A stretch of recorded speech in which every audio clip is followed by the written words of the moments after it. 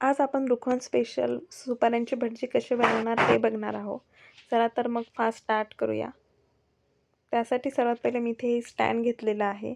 त्यानंतर त्या स्टँडवर बसेल असा हा बॉक्स घेतलेला आहे आणि त्या बॉक्सला आता मी हा हिरवा वेल्वेटचा कागद चिपकवून घेतलेला आहे आणि तो बॉक्स याच्यात फिट करून घेतलेला आहे चांगला.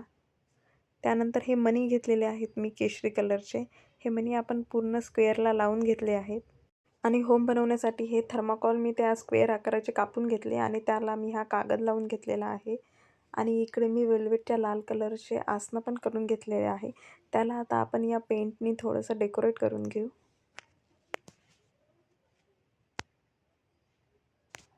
त्यानंतर आता भजी करण्यासाठी मी हे अक्रोड मोठ्या आकाराचे बसतील असे आणि त्याला सुपारी चिपकवून घेतलेले आहेत ग्लू गननी. आता आपण याला हा स्किन कलर देऊन घेणार आहे. त्यानंतर यज्ञ बनवण्यासाठी हा ऑरेंज क्रेप कलरचा कागद घेतलेला आहे मी आणि त्याला हा येलो कलर आपण इकडे तिकडे लावून घेतलेला आहे. आणि ते सुकेपर्यंत आपण या होमला छोट्या होमच्या याला छिद्र पाडून घेतले आणि त्याच्यात आता आपण आपला होमला जो आकार पाहिजे तो कैचीने कापून घेणार आणि तो त्यात टाकून घेणार आहे. त्या छिद्रांमध्ये ते इझिली जाईल कारण आपण थर्माकॉल यूज केलेला आहे. असा आपला होम रेडी झालेला आहे. त्यानंतर आता मी हे भजी पण चिपकवून घेणार. हा कलर सुकलेला आहे. आता मी याला स्किन कलर दिलेला आहे. त्यानंतर आता आपण त्याची चोटी बनवून घेणार. चोटीसाठी मी इथे फुलवात यूज केलेली आहे आणि याचं जानवं म्हणून मी दोऱ्याचे 5 धागे गुंडाळले आहेत.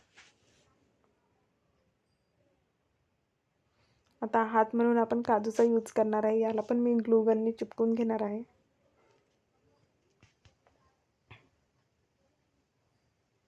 आता आपण कलरनी असे डोळे आणि तोंड करून घेऊ.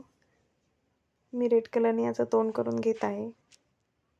त्यानंतर आपण त्याची चोटीला पण जे ब्लॅक वाटलं त्यांना ब्लॅक कलर देऊ शकतो. मी एक भटजीला पांढरंच राहू दिलेलं आहे. त्यानंतर इथे आपण नवरी नवरदेवाला सजवून घेण्यासाठी लेस घेतलेली आहे आणि हा फेटा बनवण्यासाठी पण आपण ही छोटीशी लेस यूज केलेली आहे.